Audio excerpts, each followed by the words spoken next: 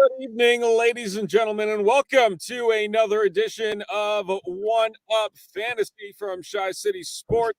I'm Steven Johnson, and see if I can point right this time. He is Chris Jackle from the Tape Never Lies Network. Last week we screwed it all up last week. Hello. It's another Tuesday, another night. A lot to talk about. Fantasy is in the air. What do we say about that?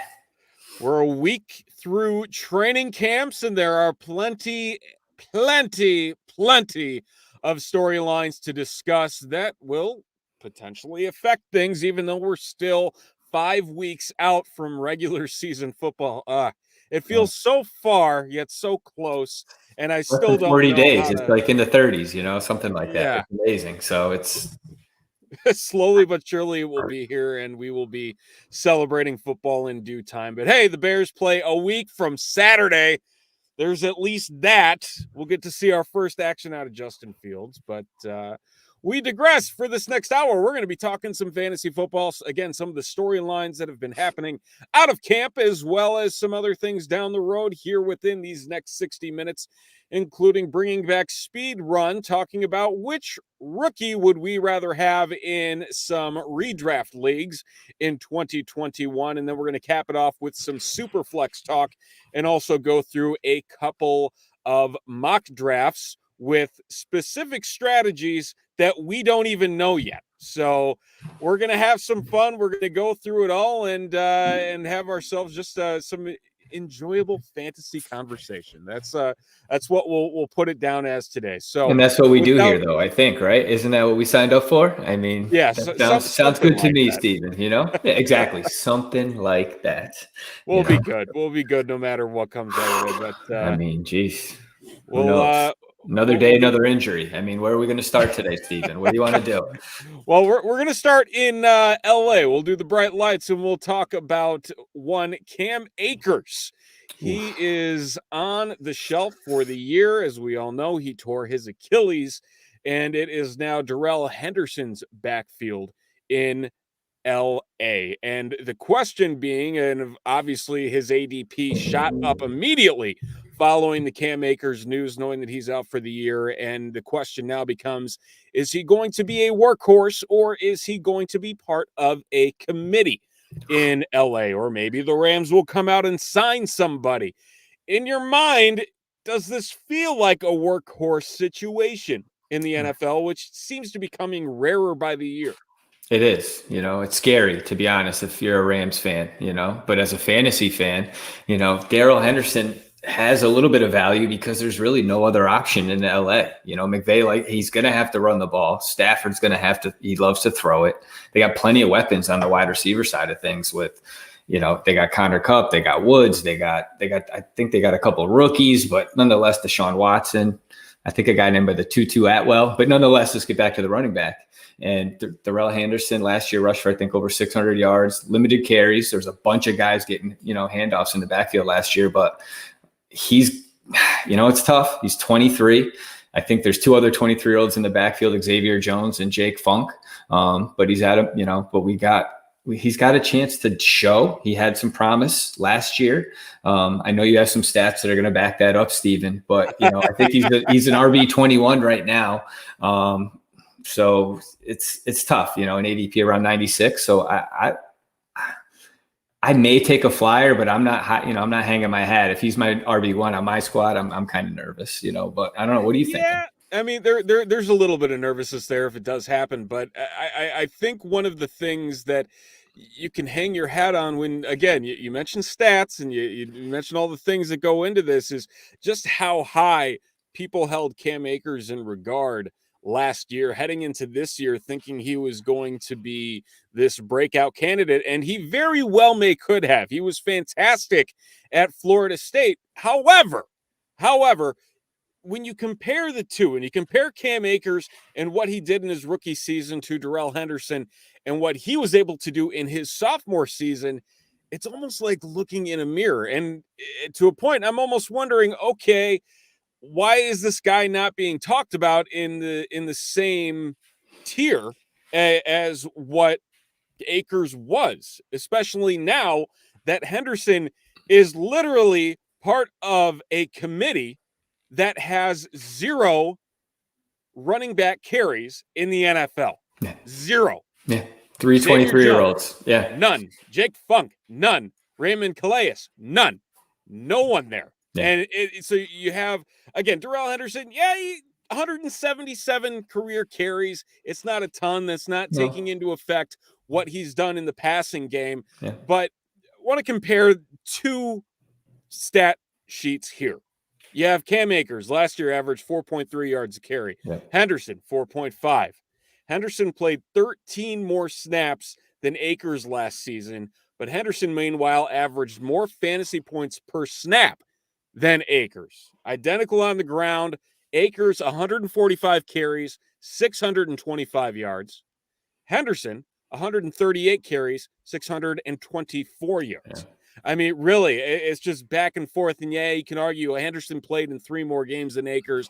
Akers got off to a slow start. But at the same time, in terms of the productivity that these 2 guys were able to put out here, I'm wondering what's keeping Henderson back from having that 5th round, even that 4th round ADP, until the Rams go in and sign somebody. And I'm not really sure that it's even going to happen, that they're going to sign somebody. Everybody's like, oh, Todd Gurley reunion. Yeah, right. No, Todd Gurley can't walk. No. Let alone anything else. He can. He just needs assistance, at this point. Yeah. But But no, you're absolutely right, Steven. It's kind of a mystery with Henderson, but you're hoping that there's they catch lightning in a bottle with him this year. I don't know if he's always been second fiddle everywhere he's gone. He's never been expected to be the guy. So the expectations have never followed him anywhere else. So I'm wondering if that's just, hey, he's our guy. We're not going to go pick up a retread and let's try to win some ball games. And we got, I think McVay, as we've heard, loves Matty Stafford. So it's kind of, it's hell or high water with DH here, and we're gonna, and we're hoping Matty can, sling it enough to keep this moving, keep him moving. But it is a quandary for sure, Yeah, I definitely think they're going to pass more. I'm sure McVay's just licking his chops, knowing that he's got a much better passer at quarterback for the first time in his career as the head coach of the Rams. But we'll see what happens. I mean, hey, that might even help the running game. You get less people in the box. You get things rolling.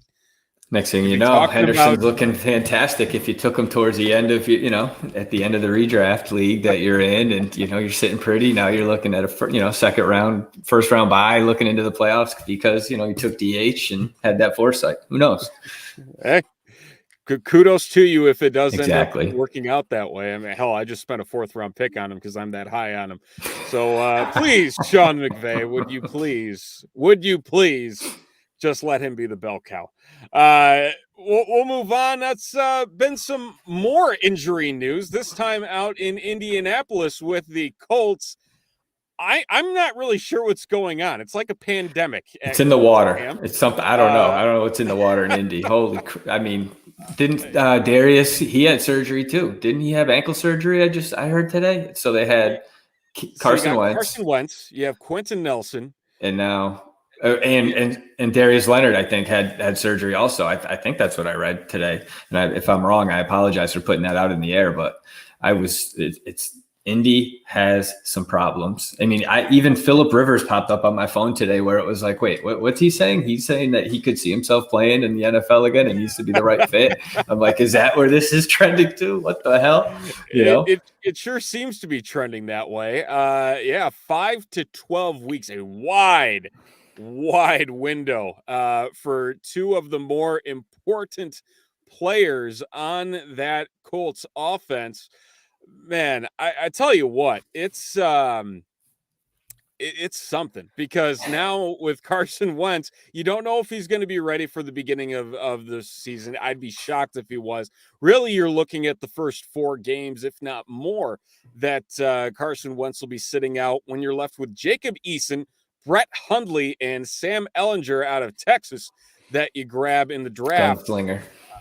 Man, that's a brutal 3, and no matter how you want to spin it, that's a brutal 3. And then you have Quentin Nelson, a former top 10 pick. He has been phenomenal and been the anchor on that Colts offensive line with everything that they've tried to do. Well.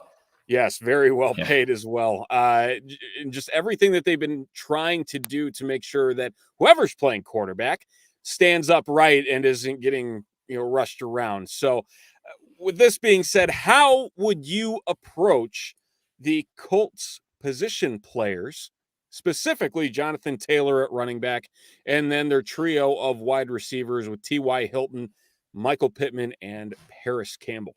Yeah, well, I'm going to say this. I'd be very cautious to start, right? Michael Pittman and Paris Campbell. I'm going to say this. I'd be very cautious to start, right? What just happened? Oh, that was odd. We got some weird reverb there. I don't know what just happened. I apologize. I'm looking at you. I'm like, huh? No. So what I was there's an echo in the room. There was, and for some odd reason, my phone just started playing the show on my. Anyway, nonetheless, I would be very cautious for one around my phone, but two, the Colts with Carson Wentz, because I heard Frank Reich give an interview today, and he was talking about this is more of a pain injury. This is more of an injury that you're going to have to deal with once you get it addressed. It's going to be a pain tolerance. He was talking today that he sees Wentz on a closer to the 5-week action or 5-week back, to games than the 12-week. And he said that it's some weird or abnormality with some bone that was in high school that apparently had just kind of tucked away. It popped out. I'm not a doctor. They said this last week. They removed it. And now it's more if he can deal with the pain, he can get out sooner than later. It's not like he's going to make it worse. It's more just being able to deal with it as it heals. This is according to their head coach. So with that being said, if he's looking at being, 5 weeks is week 1. So if he's going to be back week 2, week 3, I think you're going to be okay with the Colts. But if your draft is in the next couple of weeks, then yeah, you're screwed because you're not going to know because there's that just the level of unknown. But if you can kind of hold off, if your draft is towards the beginning of the season, I think most of your guys, I think Jonathan Taylor, where he sits now, I think his value, if anything, if Carson is out longer than, like you said, 4 or 5 weeks into the season, I think they're going to have to rely on Taylor. His value is just going to be, they're going to have to hand it off to him. They're not going to go out and sign another quarterback, it sounds like, or make a trade for one.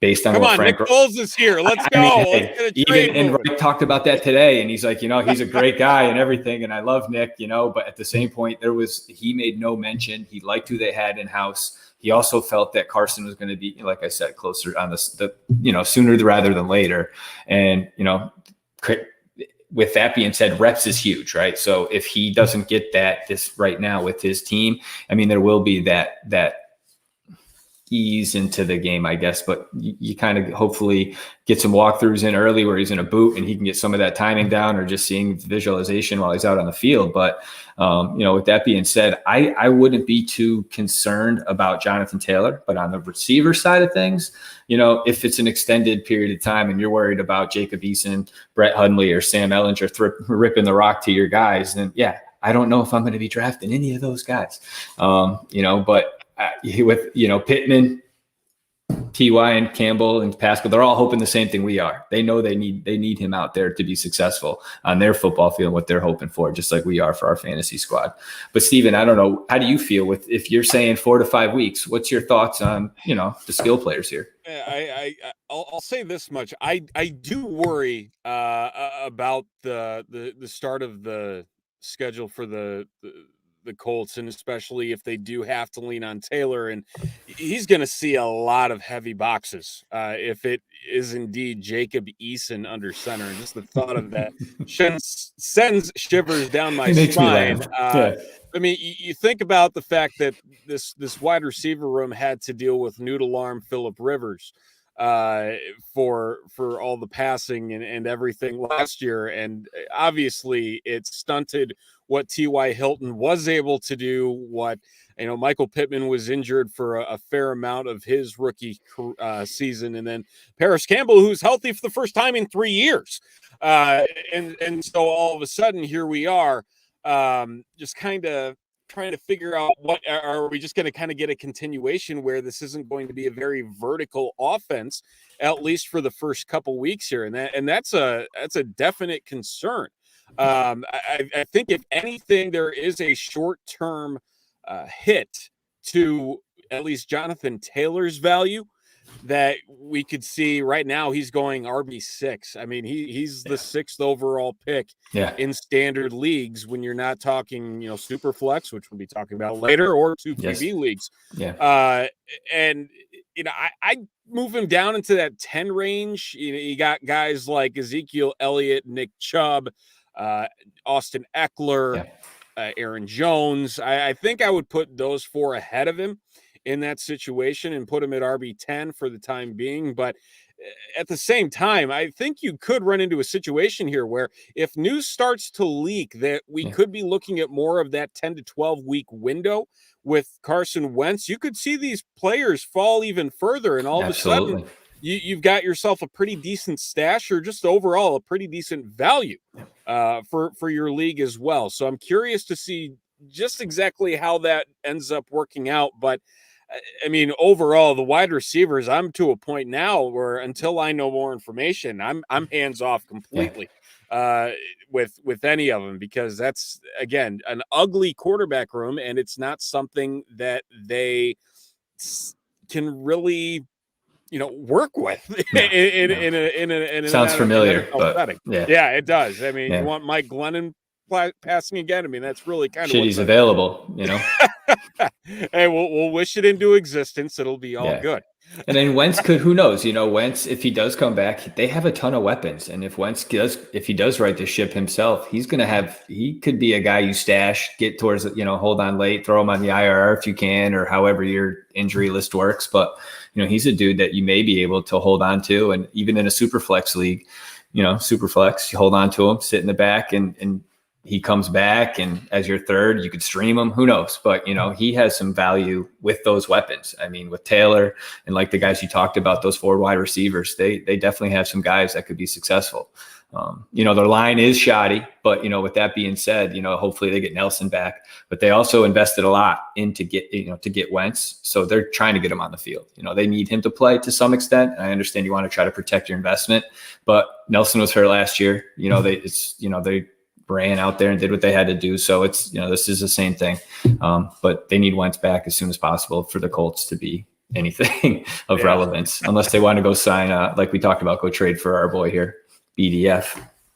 Yeah, just follow Wentz around and just take over wherever he's at. Win a Super Bowl. It's a nice little equation there for one Nick Foles. It'd be a nice little story going from third string quarterback to leading the Colts to a playoff appearance. But think about that, Steven. Think about that. We're going to wrap up the training camp talk this week. We apologize for those Bears fans that are out here, but here we are. We're going to be talking a little bit of Packers. Unfortunately, Aaron Rodgers is back in Green Bay, at least for one more season, even though his words, not mine. It's a place that people don't vacation, or people, really. You ever been there? Twice, and that was enough for me. Really? Okay, good for you. Hopefully to see a Bears game. That's the only reason why I think you go there. Both okay, times so then it doesn't count. You've never really been there. You went to a Bears game. You know what I mean? Yeah. No, it was. I will give them credit. At least they have the tailgating thing down. Good. I mean, there's at least that. There's at least that's cool. That. They don't have an owner. Screw them. I got to see Devin Hester's first touchdown return. Okay. There. It was beautiful. It was Brett Favre's first shutout. It was great. I loved every minute of it. Anyway, Packers. Now that Aaron Rodgers is back, where do the values of the other Packers players now land? We'll start with the running game. Really, across the board, they've got top tier options at both wide receiver and running back. But we'll start at running back and Aaron Jones. Do you feel like this affects him in a significant way for what you were expecting in 2021? If we had a Captain Obvious icon to pop up here, right? That's where he'd show up right now, because, hell yeah. I mean, Aaron Rodgers behind, under center definitely helps out.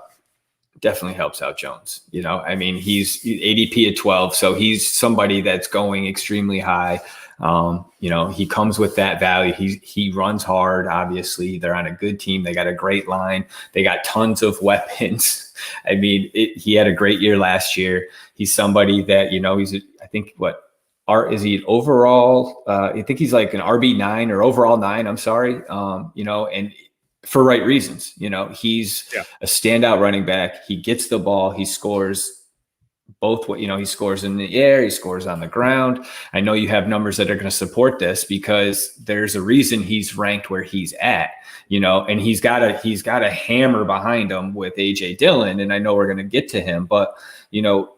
What are your thoughts with respects to, you know, with Rodgers being back in it, whatever, you know, do you feel that he's earned that 9 overall, you know, that ranking, the ADP at 12, or do you think that, you know, he should be lower or even higher?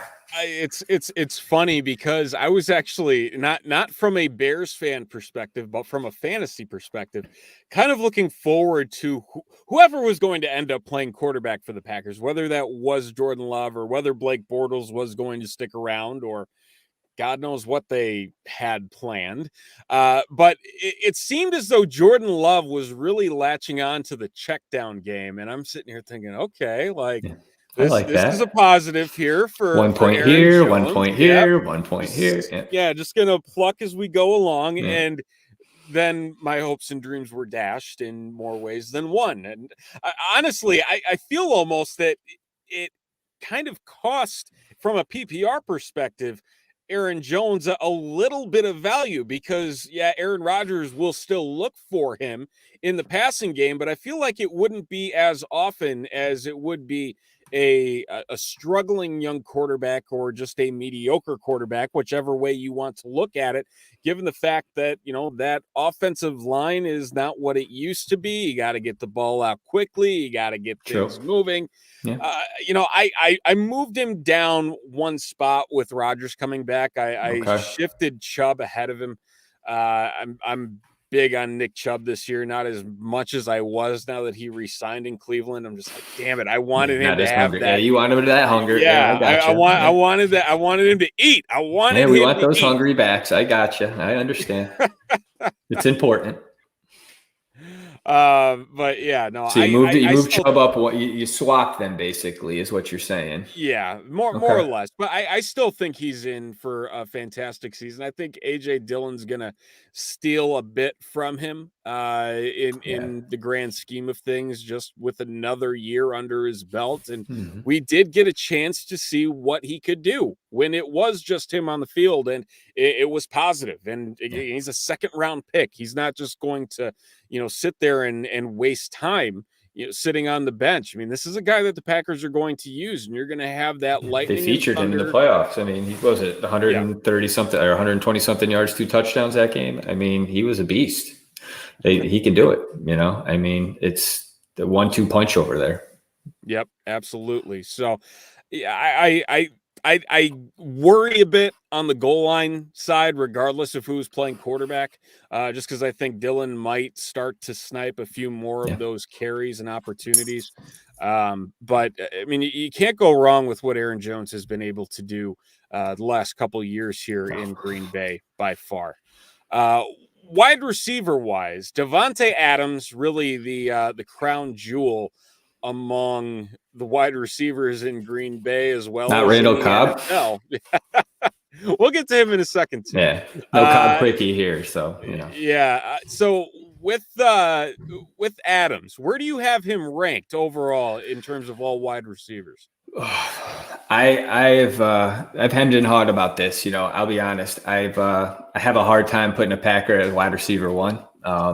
You know, but to be fair, I think he's earned a wide receiver 2 in my book. That's where I have him. You know, I think an overall ADP of 10 last year, he finished, I think, as a wide receiver 2. You know, so he's right where he belongs. Nothing is status quo, in my opinion. You know, last year parallels this year.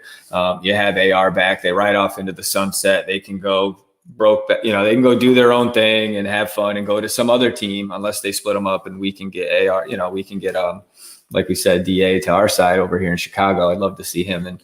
But nonetheless, that's a whole nother season to go. But yeah, I think that I think he's a 2, in my opinion. I'm hoping you may have a wide receiver 1 here, but let's hear what you say.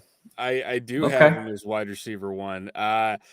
I'm not in a camp of thinking he's going to repeat his 1,300 plus yards and 18 touchdowns that he did a year ago, but it's just that rapport that he has with Aaron Rodgers. Like, you cannot beat that. Yeah, you can argue that Tyreek Hill and Patrick Mahomes, they got that going for him as well, but there's something about what Devontae Adams is able to do on the football field that at this point in time, he's got a couple of guys on his heels in terms of that overall ability, but the duplication is just not there in the league in terms of what he can bring to the table and overall just dominate overall in the game and in the fantasy space. And really, he's a sure thing for double-digit touchdowns every year. He gets injured 2 years ago. That costs him, getting to the double digits. And then the 4 years outside of that in the last 5, he's hit double digits. Yeah. I mean, that's a difficult thing to do as a wide receiver. And to an extent, I hate saying it, that he is a Packer, but I still feel he's undervalued sometimes for what he's actually able to do. And you try and, realize, like, listen, this guy's the real deal. Yeah, he's getting up there a little bit in age, but he's 28. I mean, he's still young, right. He's not that old yet. Come on, Steve. Yeah, he's entering his prime. We'll call that. Yes, he's entering his prime. But yeah, well, I honestly, you can't go wrong with him. I think that's the main point here is he's going to be off the board quickly, especially now. And again, I think there might be that fire in him as well that he needs to eat because he has free agency coming up at the end of this season too. As far as Randall Cobb is concerned, he has gone from bottom of the barrel, not drafted, to here I am. He's already up 60 slots since the news broke that he's headed back to Green Bay. Really still falling in those last couple rounds. If you're doing a deeper redraft, you're looking in that 18 to 20 round range, which in the grand scheme of things, looking at who is available in those rounds and the fact that you have a potential target there who could, on certain weeks, not consistently, but on certain weeks, give you wide receiver 3 numbers. That's something that doesn't happen very often. And I'm curious to see how much further the numbers do end up ticking up because the Packers do more with the slot receiver than any other team in the league in terms of yards per target. They average 2.7 yards per target, which is an absurd number for NFL standards. And Randall Cobb is that guy. No matter how you want to spin it, Randall Cobb is going to be that guy. Aaron Rodgers wanted him in Green Bay. He's going to play. Yeah. It's sad. They went out, they listened to him, and he got what he needed. Randall Cobb, a 30-year-old guy from Kentucky, coming to step in and go back to his Pro Bowl days when this isn't 2012 or whatever it is, right? Like, sure, he can be good. I mean, but to expect him to jump up any higher than he's at, what is he, like a wide receiver 86? Was he a wide receiver 144 or whatever? I mean, that's great. And you are right. That's the perfect place for him towards the end of a draft where you can get wide receiver numbers. The AVP there is definitely, you can definitely make out with him. I mean, you could definitely, as much as I hate to say it, you could get some value there if he's one of your last picks. But it's Randall Cobb. He's 30. He's a hit away from getting, hurt. it's tough. He's not the speedy Cobb that we were used to No. when he was first in Green Bay either. I just can't see it, but you are right.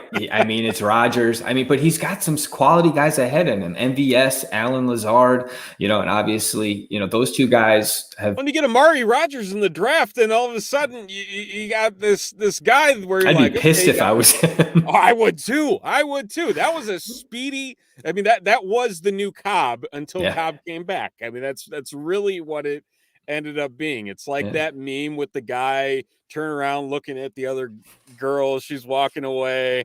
The other girl walking away is Randall Cobb. And then you got Amari Rodgers holding Aaron Rodgers' hand. That's what that is. Or the Spider-Man meme where they're both just looking at each other, pointing at each other because they're one and the same, and they almost were ranked the same. I think, I think Rodgers was a little below Cobb with respects to, overall ranking. But, with all that being said, you're going to go with probably Rodgers' right-hand man if you're kind of having to lean or, willing to bet something on it. So it sucks to say, but yeah, you're probably right, Steven. That familiarity. I mean that you're right sucks, but like the sucks at the Packers and he's going to have more value and, whatever. But if you're doing fantasy with your heart instead of your head, you're probably not winning too many leagues. So, you can only draft so many Bears players and, try to win some stuff. So, Exactly. Well, we're gonna switch gears here. We're gonna be talking some rookies, and we're bringing back a segment that everybody seemed to enjoy last week, and that would be Speed Run.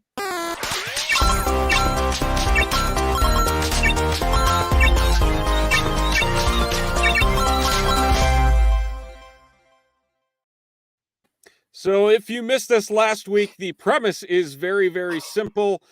I give some this or that questions to Jackle. He does the same for me. And this week's topic are rookies. Rookies across quarterbacks, running backs, wide receivers. Do you have any tight ends? I don't. No, we could skip that. We talked about it. I had one, but we let's just stick to Kyle. What it's Kyle. There is no. Fairmouth isn't going to even hold a candle to that, so we could just move on. But good try.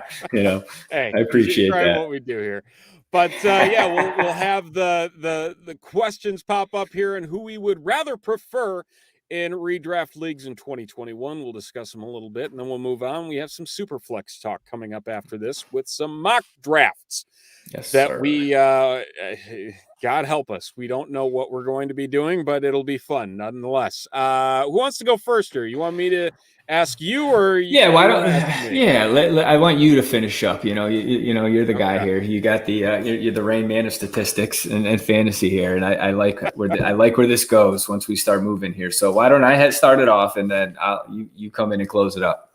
Okay, sounds good. Right. We'll start with quarterback here. Trey Lance or Zach Wilson? I am going to say Zach Wilson.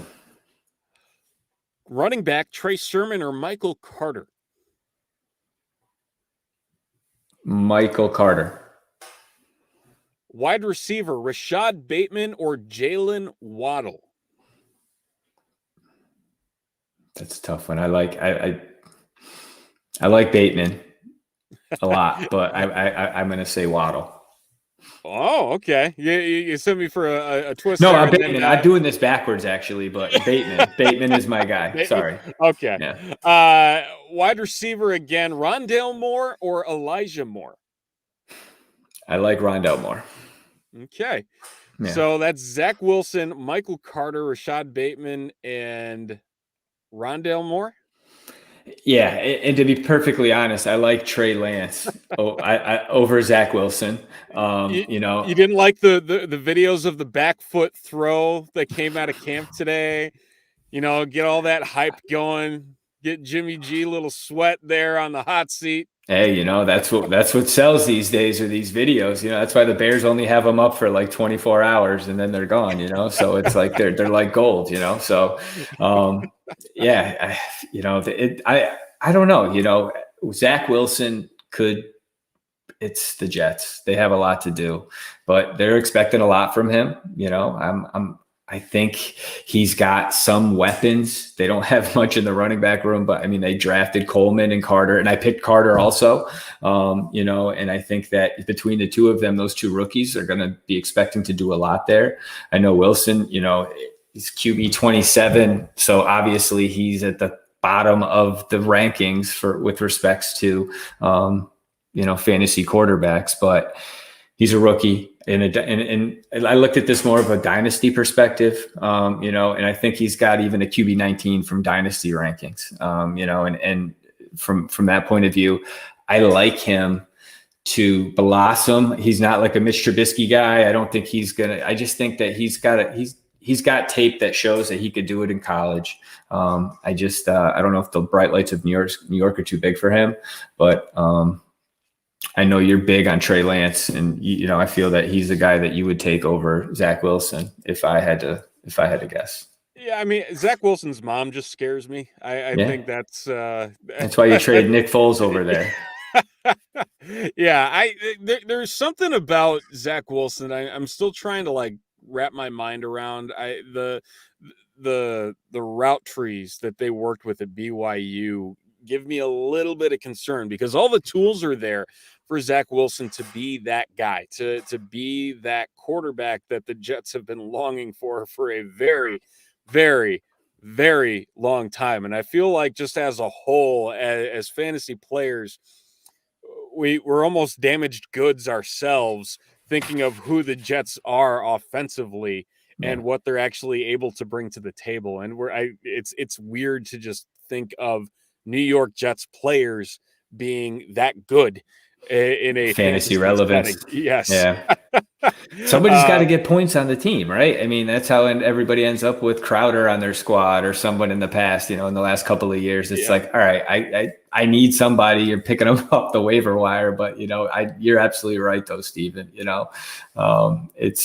You hope Salah can turn the ship around and get some stuff going there, but they believe in Zach Wilson, and if that belief is there and he can do what they think he can, I mean, he could be something special here. I'm out in the East Coast and, dominate the headlines out here, which would be a pretty big deal in the market over here. He's got the flair and the swagger and the headband and the cool look, and looks good in the suit, looks all right on the field. So we're hoping that equates to something, for us as fantasy owners, I don't know. For sure. Question here from the chat as well. Does the untimely death of Greg Knapp affect Zach Wilson's stock in your eyes? For those who don't know, he was the passing game coordinator for the Jets, passed away. He was only in his 50s. That happened here this past week, I believe. And honestly, I'm going to go with no, just for the sole fact that Wilson was late to sign his contract. There wasn't that full on, hit the ground running situation happening in New York. I don't think it was to a point where it was too much of a shakeup, but it sucks. It definitely sucks, because I think just from a standpoint of feeling a lot more positive about what the situation is on the offensive side of the ball with the Jets, it was kind of a gut punch. I mean, it's the best way to put it. It was a gut punch. Yeah, I agree. Yeah, I don't, and that continuity wasn't there. They haven't been together. If, there wasn't, it's a really new relationship. So I think the impact, I think it's going to send some shockwaves through the clubhouse and, or the locker room. But at the same point, with respects to the output on the field, I'm not sure, it's going to, impact Zach Wilson, but I'm imagining somebody's going to step right in, and they're going to look to try to keep it moving as soon as possible. I mean, yep, absolutely. Gotta just keep on moving forward for as much as it sucks. That's what the league is. That's what it is. Next man up. Next man, exactly. Possible.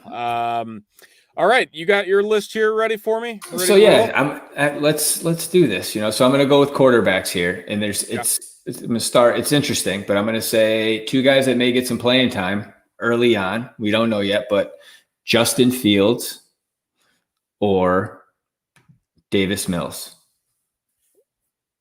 Oh, Davis Mills, you threw me out. No, it's got to go Justin Fields. Come on. Yeah, that's too Justin easy. Fields. But, you know, Yeah. I Give think me some Fields will harder see. stuff here. Let's go. But, you know, the reason I brought that up is I think that Mills is going to play before Fields does. And, you know, I don't know what Deshaun Watson's not going to play in Texas or in Houston, you know, so I think that I thought that was a comparison. I just wanted to see what your gauge was, but you see Tyrod Taylor's just got to avoid the needle fine. there. Yeah, the needles. We'll be fine. All right. And that was too easy. I apologize. That was simple. That was, you know, but with that being said, how about realistically, we're going to say Mac Jones or Kyle Trask. I'm going to go there. Two guys that aren't going to play. Who do you like? Mac Jones. I got a feeling Mac Jones plays this year. How early? I think by week 8 we see Mac Jones. Really? Yeah. So you're not buying the hype in camp, you know? I mean, they're saying Cam looks good. The arm is strong, but on the flip side, they're saying Mac looks amazing. Granted, he's wearing number 50, but they're saying they are saying that he's like the guy. Like he is definitely, you know. I heard a story today that he did a Cam Newton impression at the rookie camp or whatever, and it crushed. And like, dude, people just love this dude, you know. And so it's like, shit, the Patriots hit a home run again. Who knows? But he's an Alabama quarterback, and we'll see how that plays out in the NFL, right? Yeah. All right. So let's see here. Javonte Williams, Travis Etienne.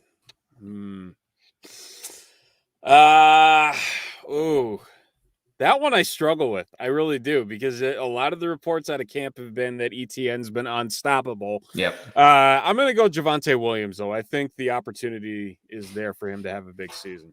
And we talked about that last week too. You nailed that home. I mean, it's definitely a guy he takes over, you know, and he could run with it and do good things over out there in Denver, which would be huge, you know. But Travis, the unstoppable, Steven, you know, I don't know. We'll see what happens. Wide receivers. I like, let's go Alabama. Devontae Smith or Jalen Waddle. Devontae Smith. You cannot tell me that Devontae Smith, you got me on running backs again. Devontae Smith is he's going to have a great rookie season. I am 100% convinced that he is going to prove all these doubters wrong, that he is going to be this guy that's too tiny, too light. And I mean, he's got all the talent in the world, and he's going to prove people wrong. And that's all there is to it. All right. And lastly, bringing up the rear here, a couple of like wide receiver 5s, right? Okay. Out in LA, Josh Palmer and Tutu Atwell.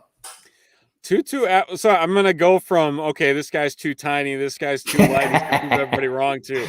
Tutu Atwell needs to go back to Pee Wee. That's kind of where I'm at. Like, I don't think he's going to have much of an impact past the return game. I'm a big Palmer fan. I think he's got a chance to be a solid wide receiver 3 in that Chargers offense that should be relatively pass happy with Justin Herbert. He's a nice dart throw in dynasty leagues in my mind.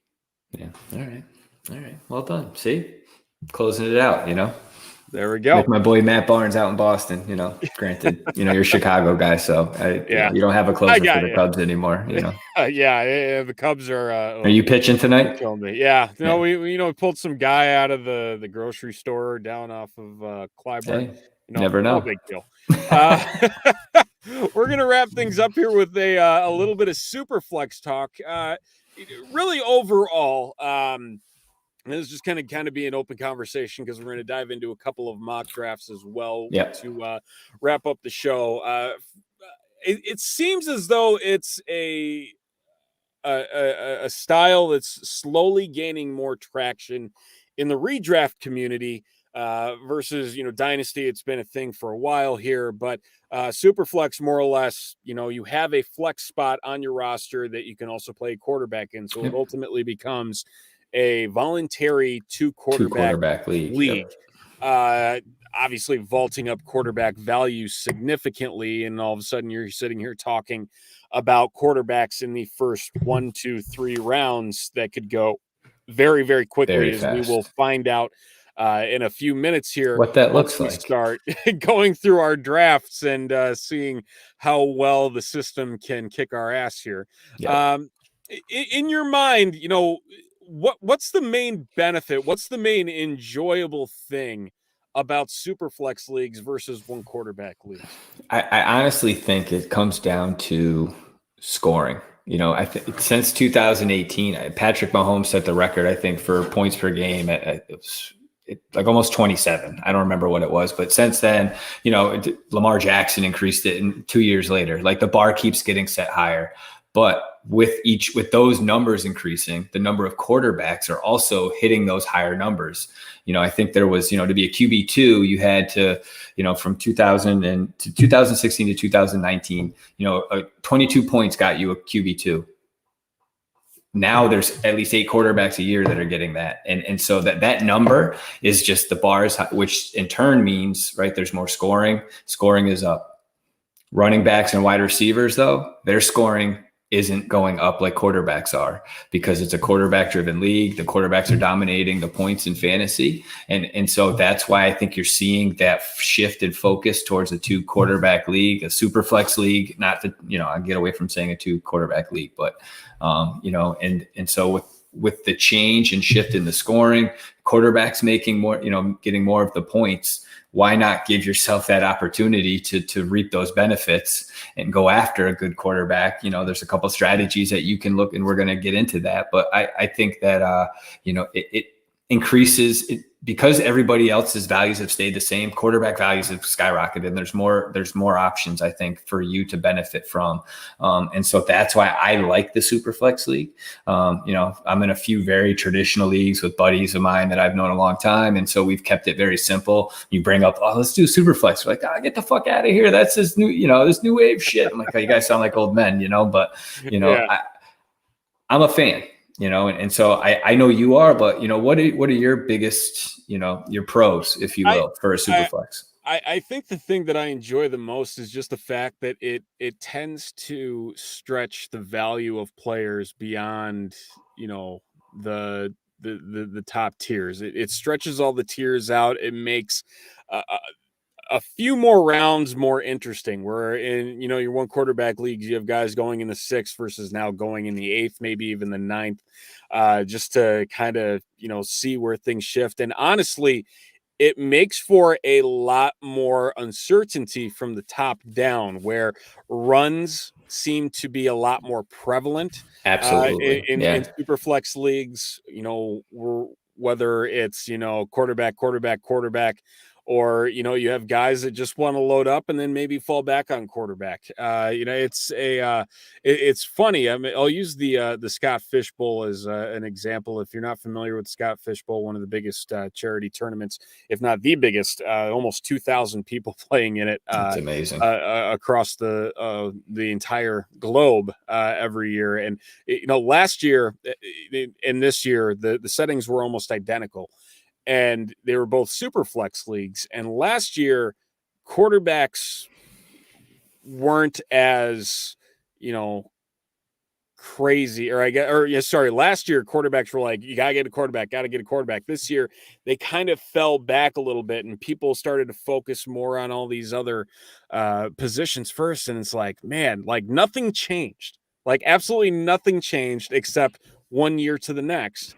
And there was just this giant seismic shift in how the draft went. And it's funny That's because you go interesting. through these mocks and you think, okay, you've got a perfect idea of, this guy's going to go here, this guy's going to go here.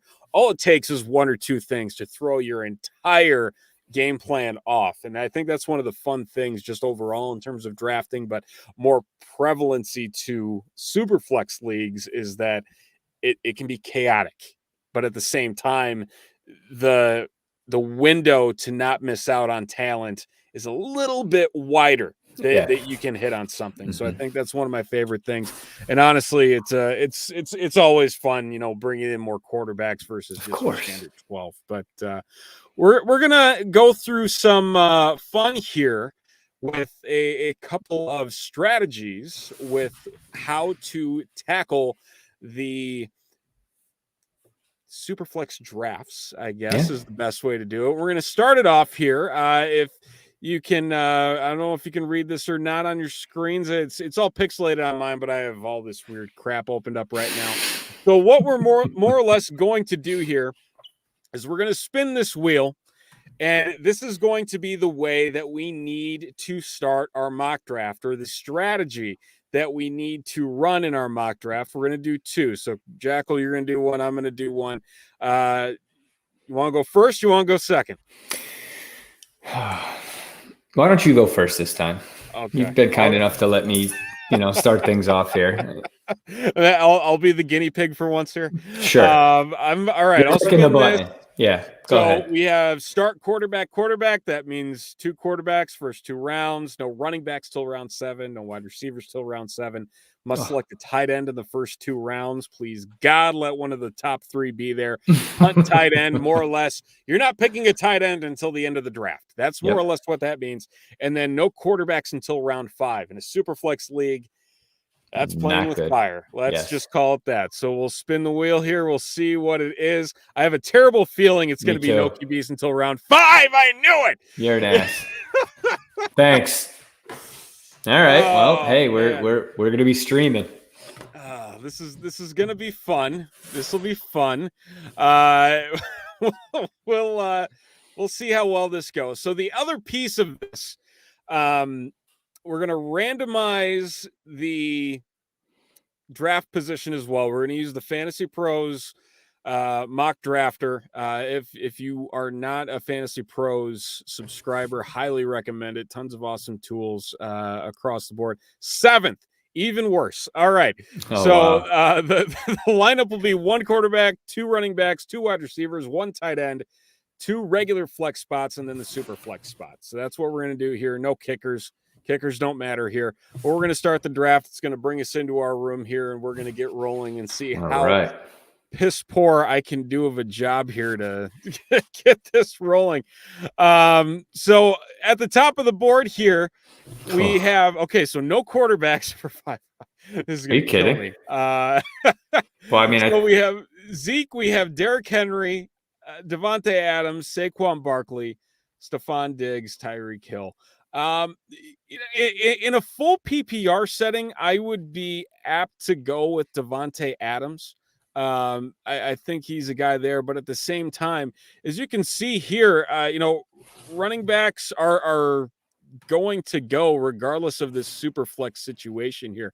I'm going to go Derrick Henry. I think with that Titans situation, and knowing that Julio Jones is there now, I think that Derrick Henry is going to have a few more running lanes open. So we're going to go Derrick Henry here to get things rolling. You can't go wrong there, though. Really, I mean, if you went Elliott, you get Dak back, and they were off the charts last year before the injury. If he gets any sort of resemblance of a QB play, but I think you might have hit the nail on the head with that going Derrick Henry. Yeah, East over there. So from here, again, we can go running back. You have Joe Mixon, Najee Harris, Antonio Gibson, Clyde Edwards-Helaire, wide receiver Diggs, Hopkins, Ridley, Jefferson. There's really not a single person you can go wrong with here in this. I love Calvin Ridley. I think he is going to break out, but Stephon Diggs is that guy. How can we pass it? Yeah, I mean, we got MVP candidate Josh Allen throwing the ball around, and good call. Yeah, good call. Nothing you and can if he gets hurt, we got Mitch Trubisky, so he's in good hands. Exactly. All right, we're into round 3. There's the wide receivers. Let's look at the all here. Darren Waller is still I do like available. that. If we're not going to get a quarterback, I kind of like Waller. I do.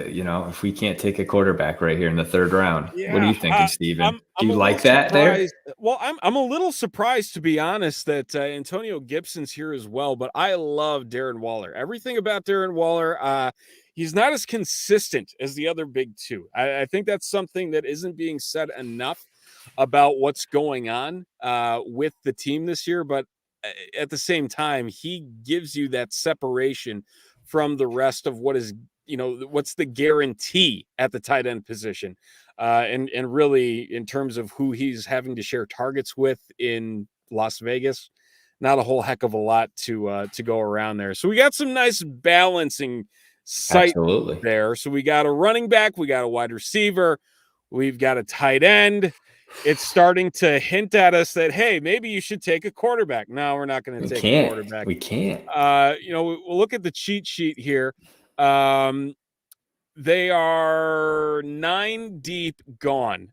So tier 1 and tier 2 are completely gone. And I'll be honest, Steven, if we didn't have this, if you're not going to go quarterback off the rip, right? If we didn't have this type of malarkey you set up for us, and we were drafting, and if you don't get those top 3 guys, you wait till like the top 8 are gone, and that's when you're looking like, third round, like where we are kind of right now. These are the guys you're looking at, and there's some quality quarterbacks in the Superflex where if you stacked a couple picks, a couple quarterbacks in this like 10 to, or like 9 to 13 range, you do okay, in my opinion.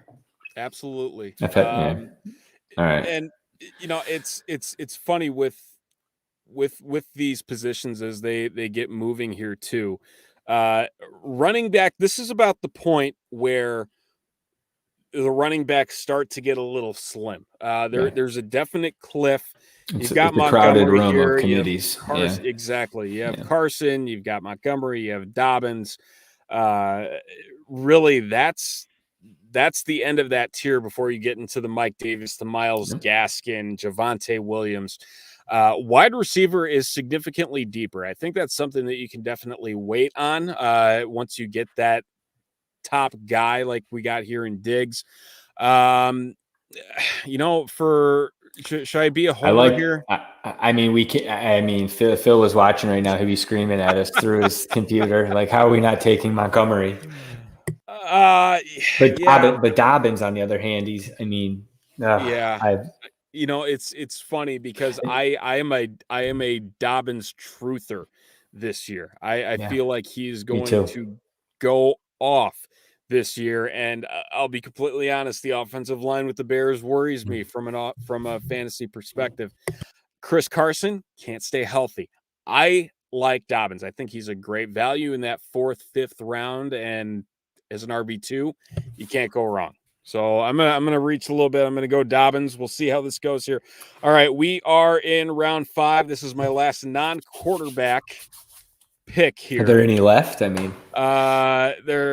see. We got Joe Burrow, Trevor Lawrence, Matt Ryan. So we're gonna end up with Trevor Lawrence as our first pick, but yeah, cheat sheet wise, we are 12 gone. So there is no QB1s left for what we have sitting here. Running back, wide receiver, you have DJ Moore, Cooper Kupp, Tyler Lockett, Kenny Galladay.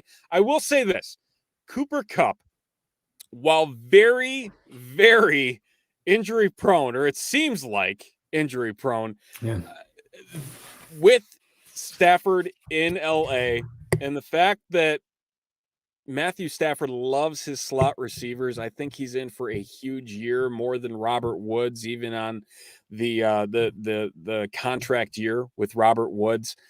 I really like Cooper Kupp this year, especially in PPR situations. I think he's a fantastic wide receiver too, and would be able to easily pile up the numbers. Might not necessarily get you the yards, but those receptions and the overall targets, it's going to be a big thing there. I love Kupp. Cam Akers. I'm seeing Lockett mentioned here in the comments. The one thing that worries me about Lockett, and I will say this, is the consistency with Lockett. He is very hit or miss, and it's funny because it's really the same thing with DK Metcalf, where there are days where one will go off, the other will do a dud, where it's like 1 catch for 8 yards, and they flip-flop constantly. It's like they can never keep that consistency with being able to do one or the other, which blows my mind that it has been that way, given the fact they have all of the talent in the world here. I can finally pick a quarterback. Thank God. Yeah.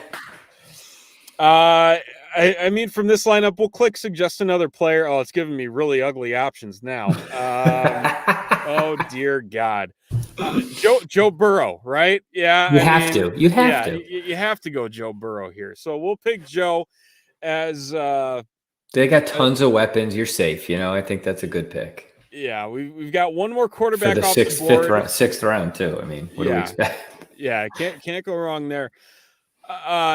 Ryan Fitzpatrick's an interesting name. He really is. Let's look at some of the other running backs here. Baker's playing for money too, though, right?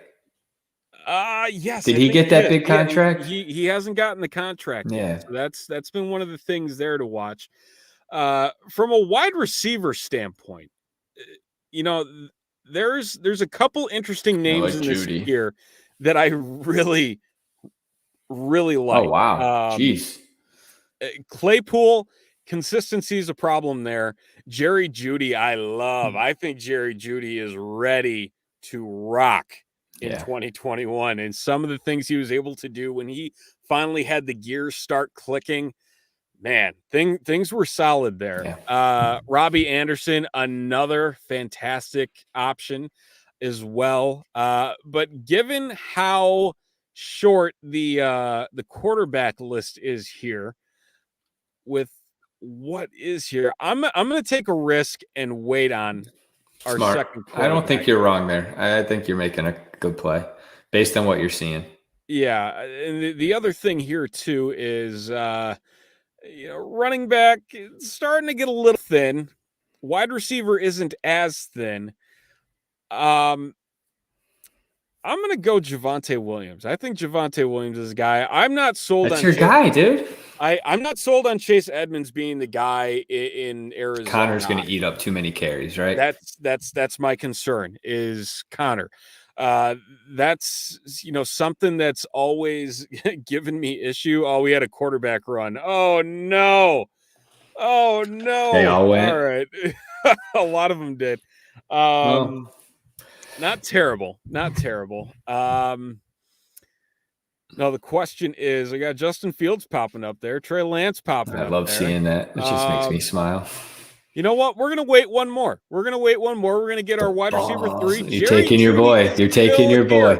We're there taking Jerry Judy. That's He's your gonna guy. go off this year. I will claim that in an instant. We're gonna see how many other quarterbacks go off the board here. Not many. Not too many. Okay. Feeling all right about this.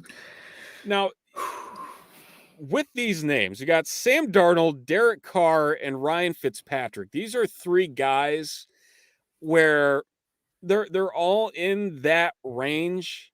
Ryan Fitzpatrick, we know, has the ability to ball out, to be that guy, but then other weeks just put up incredible duds that make you think, what the hell is going on? Yeah. Derek Carr, forever underrated, in my opinion. Sam Darnold. Playing for money too. Derek is, right? Isn't he got a contract? Yeah. I mean, that means something for these guys. They have to show out. He wants another payday and stay in Vegas. He needs to put up some numbers. Or even to Sam Darnold, is getting away from Adam Gase. You like him though. You said it last week. You think he's down for, he's destined for some good stuff, I did. For this exercise though, I gotta go Derek Carr. He puts up numbers and never gets, and I'm getting slight reach, 89% chance he'd be there. I don't care. That's part of the deal. Running back wise, we're in round 10. So round 10 is about where you're gonna run into issues with the running back game in a Superflex league. Just looking over the list here, Ronald Jones, pretty RB2s. I mean, pretty much David everywhere. Johnson, Zach Moss. I actually like Ronald Jones this year. His schedule is god awful, as you can see here, ranked dead last when it comes to who he's going to be going up against in 2021. Zach Moss, on the other hand, this guy intrigues me. What do you think about Zach Moss this year? If he came on strong last year, granted, I think Singletary ended up getting hurt, but I think after week 13, didn't Moss, he was their bell cow. I mean, he did really well for them. I know it's tough. They're going to split carries, but Moss is the younger of the two.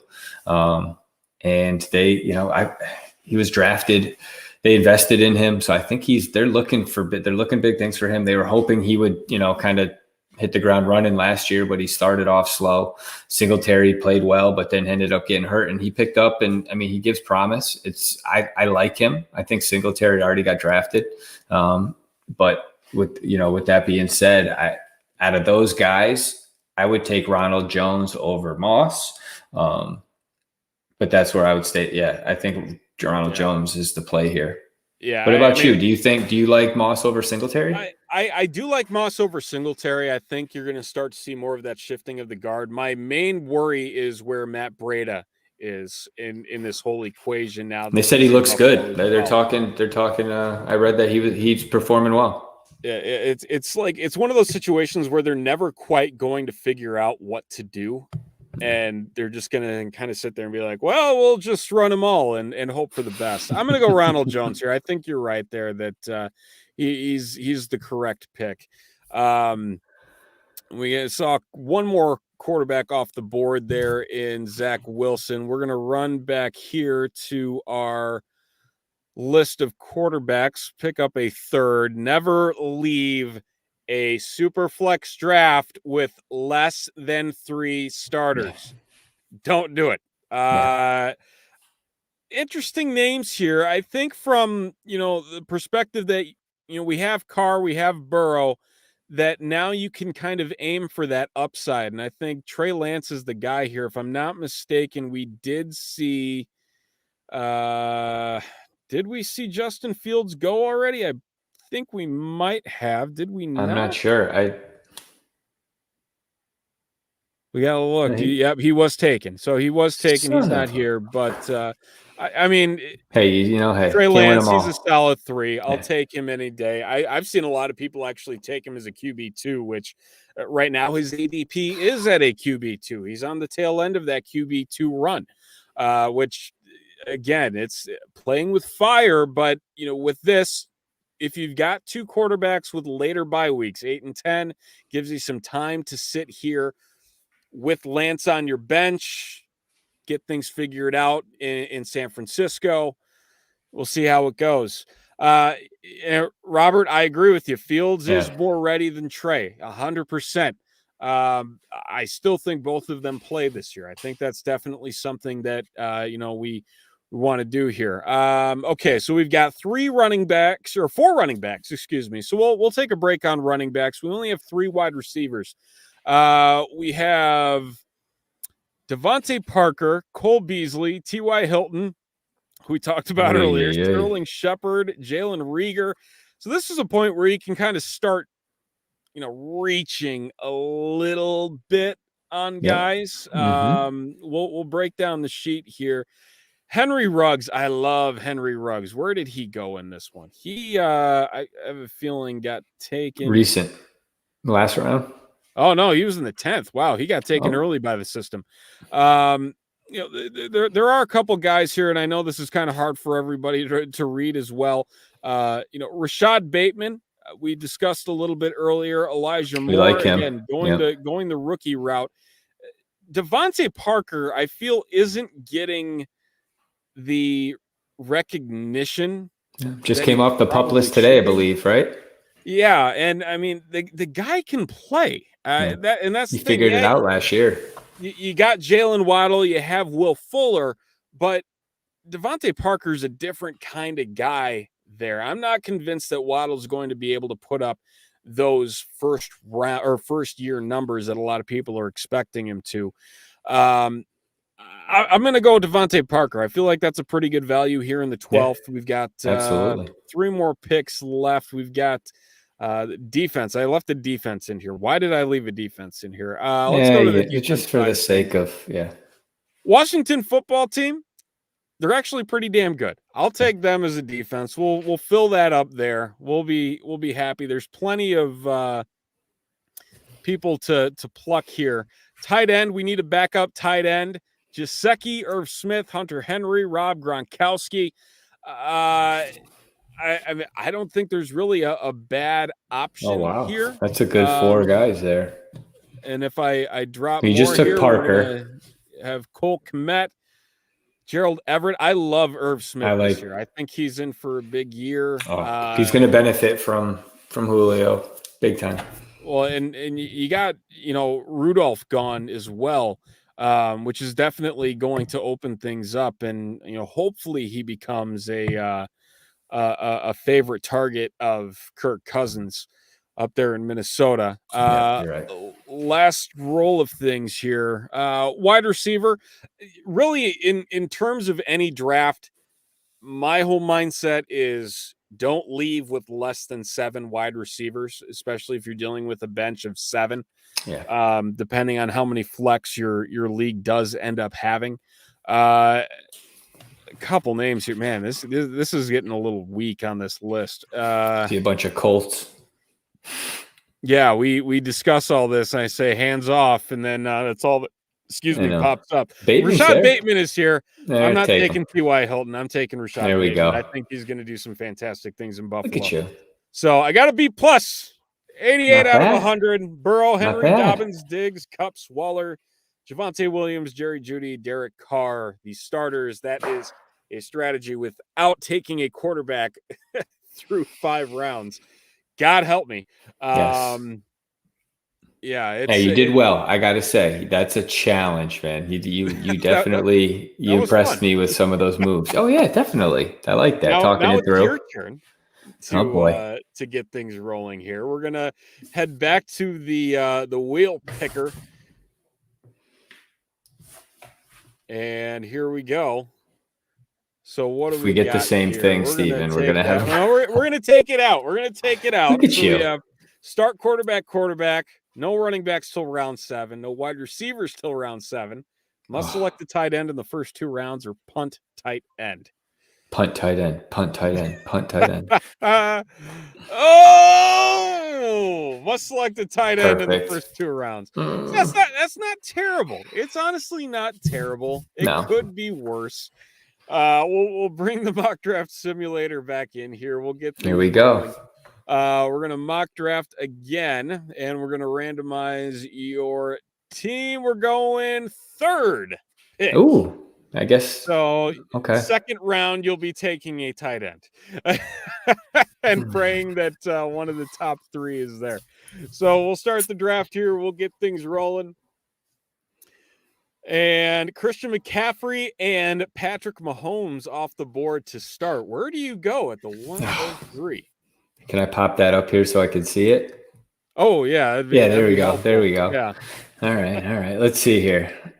Oh, yeah. I'm going to stick with my strategy. I hate to say this, but I'm a huge Dalvin Cook fan. I think that he is something special. I think he's if I can get him at 3, I'm pretty happy there. Kamara, I love as well, but there's some uncertainty between the quarterbacks. If Taysom Hill is going to be the starter, is he going to cut into some of the production with respects to Kamara? So let's go Cook. All right. So really, we're not going to be touching quarterback until round 3. 3, yes, sir. Thanks to your wheel spin, you have to pick a tight end here. You have Waller and Kittle to choose from. Who is your guy? I love Waller. I do love Waller. So Kittle's had some injury concerns. He may end up having a run for his quarterback. Who knows? So I'm going to go with Darren Waller, sir. All right. Darren Waller and Dalvin Cook starting things off. All right. We'll flip around quickly here. Quarterback. And we are back on the board. We have Calvin Ridley. I love Ridley. I gotta fix this here because I'm messing things up here for you for the it's okay view. There we go. Don't worry about it. I appreciate. Look at you. All right. Calvin Ridley, Russell Wilson, Justin Jefferson, DK Metcalf. You want to take a look at the quarterbacks? Yeah, if you don't mind. Hurts, Brady, Tannehill, Stafford, Burrow. All right, I'm going to go back to the overall for me. I'm not taking a quarterback here. Oh, all right. I'm going to take Calvin Ridley. Okay. Hey, Calvin Ridley is a guy who's going to eat. He is. Yeah, I'm not a Russ guy. I as much as they have players in Russ, I think there's other quarterbacks I could probably get in the 4th round that I'd be just as happy with. Now, you had 4 or 5 of them go off the board there, so you're looking at a similar setup. Oh shoot, I'm back. I'm literally looking at the same quarterbacks that you have. Oh from wow! from the side set here, in But you know tier what's funny is 3. you got Joe Burrow. You got Joe Burrow in the sixth round. Yeah. See, again, the way that it can shift, it Yep. can make a world of difference going draft to draft. You never know how quickly they're going to roll. Oh, fuck, that was a bad move. I'm gonna go. I got to take a quarterback. I'm gonna take Joe Burrow. I got to Okay, do it. so I got to do it. got a couple Burrow squads rolling Yep. here with these are The going to be stanky looking leg. relatively identical teams. I have a feeling here If it overall. does, and I get a C minus, and you get a B plus, I'm gonna be pissed. No. All right, here we are. Oh Looking my at god, the dude! Literally the roster same so far. players. You got Burrow, Cook, Ridley, and Waller. So one at each slot here. Could go quarterback again. Could stack up with some wide receivers, some tight ends. You want to see anything more? Could you mind just hitting QB for me real quick? You got it. Okay. Yeah, Tua. No, I wouldn't No. touch Tua. No, I'm not a Tua guy. I don't know. Go back to overall for me, and I'm going to select what's his name there. Where's my running back? Ridley. I'm not taking Connor Cup or Cooper Cup. Let's switch it up here, and I'm going to go Cooper. Let's just go Cooper to keep it simple. Cooper Cup? Yeah, no, Amari Cooper. Sorry, that was Amari a Cooper. little play on words. Yeah, come on. We can't have the same team, another. you know. Not entirely. All right. So you're looking at Joe Burrow, Dalvin Cook, Calvin Ridley, Amari Cooper, Darren Waller. The thing about Amari Cooper, a lot of people forgetting, he was a top 12 wide receiver when Dak was healthy. You get him rolling again. They put up crazy numbers. Yep. Everybody was eating over there. That they were. All right. Do we want to stick on the quarterback role here, or are we looking running back? How many quarterbacks are left? Let's check the cheat sheet here. Let's see who we got here. We got Matt Ryan, Kirk Cousins, Baker, Tua, Fitzpatrick, Big Ben, Derek Carr. Okay. Running back, looking at Gaskin, Davis, Hunt, Edmonds. So that's that tier. Really, yeah. I feel like there's a tier that cuts after this 21 and Darrell Henderson that you start to get a little uneasy with how things roll. You're absolutely right. It's pretty crazy. It drops off too, pretty significant. But there's that. And no, I think the next couple of rounds you'll see. You know, I think where are we? What are we at? Round 7? 6. Oh, 6. Okay. Robert likes CD Lamb. Balling out. I agree. Can't go wrong there. Another Cowboy. I can't take Matt Ryan right here. Click that for me right there. You know what? Head back to the rankings. Head back to the all. I need a running back. I can't be silly here. Stop screwing around, Chris. The clock is ticking. You know, I hate taking Myles Gaskin. But he's got Gaskin. You got Hunt. You got Mike Davis. I think Gaskin's a cut above those two, so I'm gonna have to take him. And I hate taking on my own play. I never take the guy at the top of the list, and I've done it like 3 times, so I'm kind of irritated with myself right now. So hey, it's all good. Myles Gaskin, the guy then? Yeah. All right. It's a hem and haw. So you got your RB2. Yep.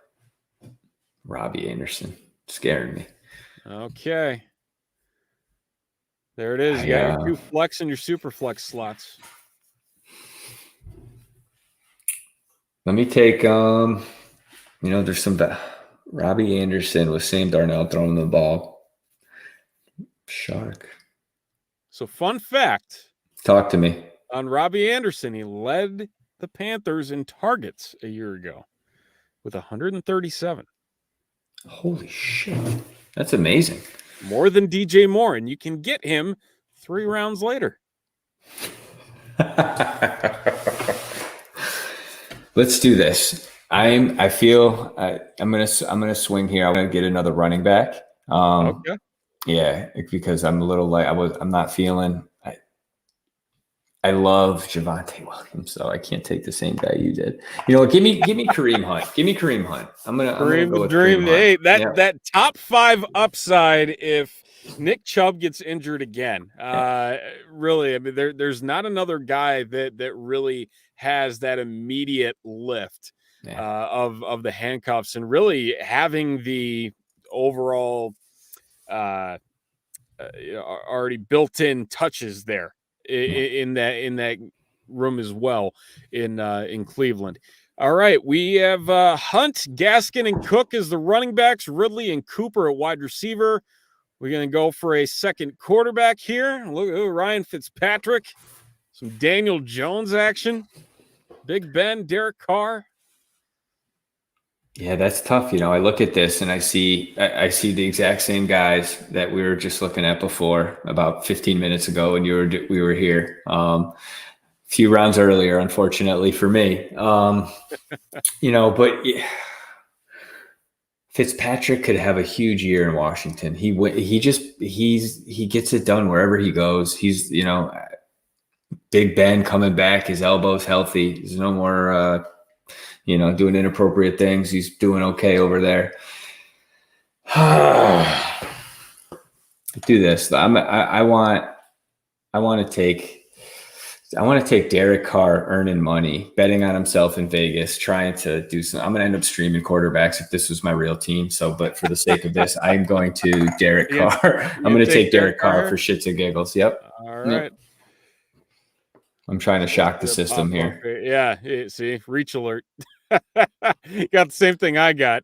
You can kiss my butt over there, reach alert guy. You know, that's stinking computer. All right. Where are we thinking now? We got 2 wide receivers on the roster as of now.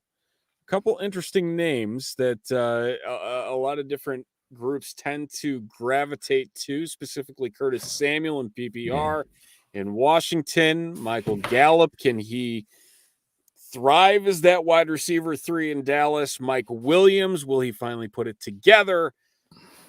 I'm a big Curtis Samuel fan. I think, you know, with the PPR, I think that's something that he did well for me last year. I'm a big fan of his.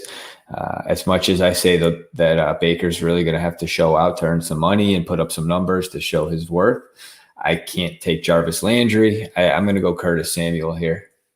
Okay, Curtis Samuel it is. Filling out the flex there, we got 5 bench spots and Perfect. Defense. To roll things here, and we are back on the clock in we are back on the clock in round 10.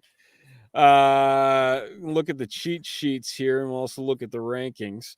So at the top of the board, Noah Fant, Big Ben, David Johnson, Logan Thomas, Robert Tonyan, Kenyon Drake. Drake names. Yeah. All right, let's where are we? Bring up do you mind just bringing up receivers again for me? Yeah, absolutely. Here, I can make that a little bigger on my end too. The side there. Yeah. Oh, perfect. All right. I think I can see that. Let's do Gallup in Dallas. I mean, I think that he's ultimately somebody that could put up some numbers, you know, like we just talked about with the weapons there and getting Dak. Who knows with the shoulder, but you know, go with Gallup. All right, we'll hit up Michael Gallup in round number 10. Be swinging right back onto the clock here in the 11th. So looking at the roster so far, Gallup, Samuel, Cooper, Ridley at wide receiver, Cook, Gaskin, Hunt at running back, Burrow and Carr as your 2 quarterbacks. Do you go for a third quarterback? Do you go wide receiver? But not Big Ben. Not Big Ben. I'm thinking receiver. I'm definitely thinking receiver. Definitely thinking receiver. I see some fun names here. So I'm gonna go homer out here. I'm gonna definitely take Darnell Mooney. I cannot blame you. I just traded for him in a dynasty league, but it was a package deal with Kamara and somebody else. So I was actually kind of happy about it. You know, Kamara was the guy I was going for, and I saw Mooney on there. I was like, yeah, I'll take that guy.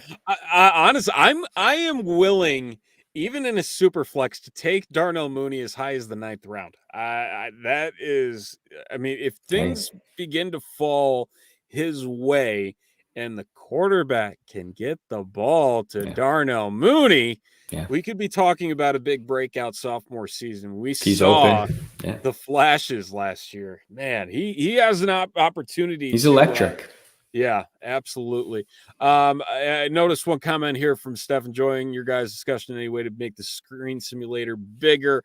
I believe there is. However, it will take us off of the screen. We can do this. That's all right. No one else says we have faces for radio, right? You know? That is true. We do have faces for radio. So we'll keep this up here for a minute. So now moving into the 12th round. So we got 5 wide receivers, 3 running backs, 3 running backs. Quarterback room is looking interesting. It's funny. I saw Trey Lance when we were at the list before, and I'm thinking that's somebody I'm not going to do it. Never mind. Talk myself out of it. If anything, I'm taking Sam Darnold in the next round. But go to running backs for me. Yeah, you bet. Thank you. All right, here's what we're going to do. I'm going to kind of flip it here. I'm going to go with Singletary here. All right. Hit up Devin Singletary, part of that 2-headed monster in the backfield in Buffalo. Yeah. All right, and we'll swing back onto the clock here at the 13. Yes, sir. Yes, sir. 03, and looking at things here, you got 2 bench spots, so probably another quarterback and another positional player, and then you have your defense. There he is, my main man, Sammy Darnold. Taking Sammy Darnold. Yes, sir. Yeah. All right, there's your good authority from Steven_Roto.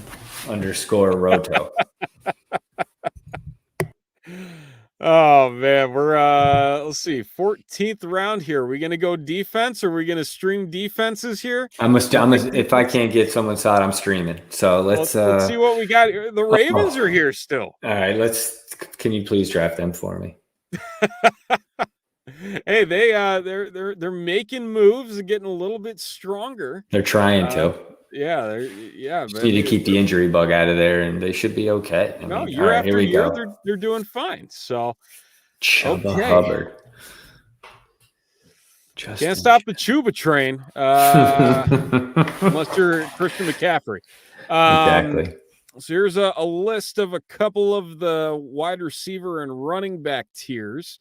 Can do a backup tight end. You only have 1 tight end on the roster. That's actually you said Noah Fant earlier, and I thought about it. So you got Evan Ingram, Irv Smith, Hunter Henry, Blake Jarwin, Cole Kmet. What's your what do you think with Henry? What do you think of Hunter? I think Jonnu Smith is the guy to own in New England. I think he's that guy. I can't trust Hunter Henry to stay healthy. And yeah, a lot of people can argue that it's not the most healthy of guys in Jonnu Smith, but I feel like he has more of the edge there. We'll see what happens. Do you think Rudolph gets more snaps than Ingram? No. I think that Rudolph is definitely going to siphon some red zone targets from Ingram, but overall, I don't think there's going to be a ton there. Do me a favor. Let's draft Evan. Let's round it out with my backup tight end. Evan Ingram? Yes, sir. All right. There is the... Oh, is it going to work here for me? I don't know what it's doing. I don't know what it's doing. It froze on me. There we go. Evan Ingram. It didn't want me to draft him for you. I don't know. Probably should. I should have taken Irv Smith, but for the sake of... Here. Oh, look at this. You got an A. Thank you, sir. Better than me. You did better than me. With some pretty fucking crazy picks. But you had your hands tied behind your back. I did. But we ended up with the same quarterbacks. It doesn't even matter. Burrow, Cook. And I had the third pick, and I still ended up with Joe Burrow. That's pretty wild. Winning some games with that roster, though. Let me tell you. honestly, with the tight end situation again, getting one of the top 3 tight ends in Kittle or Waller or Kelsey, like it feels like it means more. And I'm not entirely sure if TJ Hawkinson is going to break into that tier this year, given the fact that there's nobody else that really inspires offensive play that's playing wide receiver Yeah. for the Detroit Lions this year. It's very possible that he could command that type of attention, that type of target share to start to creep into that conversation. But as a long term, it's not entirely sure. But yeah, I mean that didn't work out too bad for you there. I Too know bad. you were worried there for a minute. I got I scared, could see right? that Yeah. fear on your It got face. nervous. I'm reading the names and I'm like, oh man, I painted myself into a corner here. There's like, but hey, I have to say, you're a perfect wingman. You walked me right through it, so there was There a you go. couple reaches for sure, but hey, Starters overall, killing it. Real Bench. quick, I noticed when you're talking about tight ends, you didn't put Pitts in there. Is that just because he's a rookie and you don't think that I am of the thought process that he is not going to live up to the incredibly lofty goals that are being set out for him. And man, it's a lot. It is really a lot for him to go and do, and I'm not convinced that it's going to happen. I could be completely wrong, but we'll see. We'll Yeah, see. who knows? That's just a lot from a rookie tight end. We're gonna have to see something we've never seen before with the way that draft capital is being spent on Kyle Pitts this year in It's redraft leagues. Dynasty, completely different animal. Go and draft him at the 102. Don't care. But yeah, redraft. I'm very, very hesitant to take him no earlier than the 6th round. I think that's where I'd really start considering him. And by then, in everything that at least I've seen, he's been gone. I would keep my hands off. Are there late round tight end targets that you prefer if you miss out on the big 3? No, I mean, you miss out on the top. I would put Pitts as your 4 in that category, in my opinion. Not saying, I mean, he was drafted with a gold jacket, it sounded like, right? Like they almost felt like he was going to be, anointed to the Hall of Hey, Fame. remember Eric Ebron? Man, he was the man. Bring that up. Yeah, right. But it's tough. I think that if you don't get the top 4, there's probably a list of like 12 guys that you could realistically grab and get similar production. So there's not really one guy I'd put my finger on. There's plenty of dudes you could probably stay away from. And it's just looking at, you can, how do I say this? If you look at their offenses, which tight ends aren't going to be the ones to utilize, right? They're not utilizing them. And those are those run heavy offenses that you're not so sure about. But with that, I don't know. I'm trying to come up with one name, and I can't even think of somebody that I would take late. Like you talk to TJ, and it's somebody that you're looking at in that time. You're looking there. Here, we'll do this. I'll give you 3 names. You tell me which one you would take. All right, that's fair. Dallas Goedert, Noah Fant, Logan Thomas. Well, I mean, ironically, I just traded Dallas Goedert part of a deal and I got Logan back, and so I'm going to take Logan. Dallas just got COVID. Who knows what happens? I hope he he's healthy and he does well and he gets back to full strength. But I do like Logan over in Washington with Ryan slinging him the rock. Yeah, there's definitely a lot riding on Logan to turn in a similar season to what he did last year. I'm banking on it. Yeah. And a couple other guys that I feel as though they're not getting the recognition or have the opportunity to creep into that 4 to 6 range by the end of the year. Mike Gesicki is one of them. Tua seemed to connect with Gesicki fairly often towards the end of last year. And I think if they're able to keep that up, that can definitely pay Mark its dividends. Andrews, one of them. Mark Andrews, I think he's going to be a guy that's going to give you more of a 2019 versus a 2020. And 2019 was a top 3 season for Mark Andrews. I mean, we were talking about Darren Waller being the guy that couldn't repeat what he had going on when we were talking about 2020 drafts and how wrong we all were. I think that Andrews could surprise a lot of people. A lot of people are down on him. In certain drafts, he's been a relatively decent value for what he can bring to the table. But for him as well, it's been a matter of can he stay healthy and be able to command a decent share of targets in a very low volume passing game in Baltimore. If you were telling me, take Hockenson, Andrews, or Pitts, I'm probably going in that order: Hockenson, Andrews, and then Pitts. But yeah, he's definitely a guy that can either send you over the top, or honestly, he can sink you as well. Yeah. The one guy I was thinking about too, though, in talking about the Packers, with Robert Tonyan, I think he's somebody that, and then thinking back, he's definitely a guy that benefits from Rodgers being there, but then, like you said before, with the dink and dunk, with the J Love experience, you never know that would he be somebody that would benefit, and not only the slot guy, but the tight end. So, I think you get that with AR, though. He did pretty well with him last year. I mean, he's a solid tight end, but you get him right in that value, like we're talking about here, right in that sweet spot you were saying. Yeah, and Tanyan's been one of those guys where he either goes really high. There's that one player that really, really likes him and is going to take him as, a tight end 7 over guys like Goddard or Fant. I've seen it time and time again. Packers fan.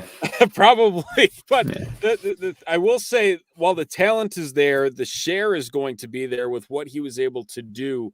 The question is, can he maintain the consistency in which he was catching passes? Because he caught 85% of his targets a year ago, which is an absurd number. I think he only had, it is like 7 targets that weren't caught. That's going to be the big question. Impressive. That's tough to follow. Yeah, it's going to be a big question for him, especially again in that offense. But he seems to be in the good graces of Aaron Rodgers, which we know can have paying many dividends in the fantasy. That's not a bad thing out there, Not at all whatsoever. No, well, that's going to do it here for One Up Fantasy here this evening. We appreciate you guys hanging with us in overtime here. Yes, sir. Look at that. Going late. Yes, going through our Superflex mock drafts, picking a quarterback after round 6 and picking a tight end in the first 2 rounds, grabbing one of those big 3. But hey, A, B+, it's better than what I got in high school. Oh, man. I haven't even picked up my report card from high school, so I don't know what I got. Somehow you never know. I still graduated college, but hey, whatever, Hey, you're good. You're good. Yeah, that's what they say. It depends on who's talking, actually. Yeah, exactly. Oh, shit. Preaching to the choir. Yeah. Well, that's going to do it here. We'll be back same time, same place next Tuesday night, 9:30 Eastern, 8:30 Central, with more fun fantasy talk, getting you ready as drafts are starting to pick up. It's getting closer and closer and closer. And I believe we actually have football on Thursday. The Hall of Fame game is Thursday. If the field's playable, right? Yeah. They'll have it ready. They can't let that debacle happen again. Canton a week from Friday. So awesome. I'll be checking the field. I'll see if it's actually playable. Get your camera ready, take some photos, send it to Raj if there's any concerns. Be all good. It'll be all good. But we thank you for watching us here on One Up Fantasy. Do check out the podcast as well. This will be in podcast form here. So be sure to subscribe wherever you listen to podcasts on the Shy City Sports Podcast Network. So for Chris Jackle, I'm Steven Johnson. Again, thank you for tuning in. Have a great rest of your week, and we will see you next Tuesday night on One Up Fantasy. Take care, everybody. Stay safe, everybody.